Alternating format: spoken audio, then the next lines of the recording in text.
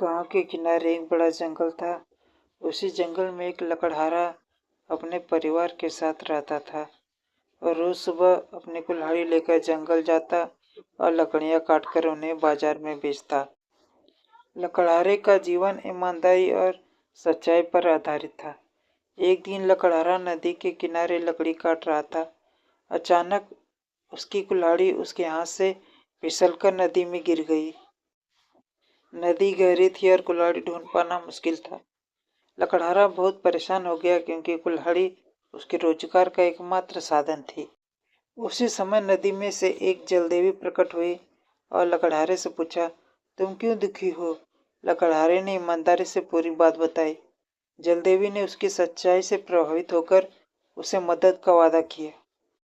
जलदेवी पानी में डूबी और सोने की एक चमचमाती कुल्हाड़ी लेकर बाहर आई। उन्होंने लकड़हारे से पूछा, क्या यह तुम्हारी कुल्हाड़ी है? लकड़हारा बोला, नहीं देवी, यह मेरी कुल्हाड़ी नहीं है। इसके बाद जलदेवी ने चांदी की कुल्हाड़ी बाहर निकाली और पूछा, क्या यह तुम्हारी कुल्हाड़ी है? लकड़हारा फिर बोला, नहीं देवी, यह भी मेरी कुल्हाड़ी नहीं है। अंत में जलदेवी ने लोहे की कुल्हाड़ी निकाली और पूछा, क्या यह तुम्हारी कुल्हाड़ी है? लकड़हारा खुशी से बोला, हाँ देवी, यही मेरी कुल्हाड़ी है। लकड़हारे की ईमानदारी से प्रसन्न होकर जल देवी ने उसे तीनों कुल्हाड़ी इनाम में दे दी।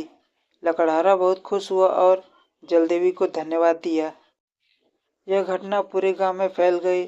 सभी ने लकड़हारे की सच्चाई और ईमानदारी की प्रशंसा की। शिक्षा: सच्चाई और ईमानदारी हमेशा पुरस्कार लेकर आती है। हमें कभी भी लालच में पड़कर झूठ नहीं बोलना चाहिए।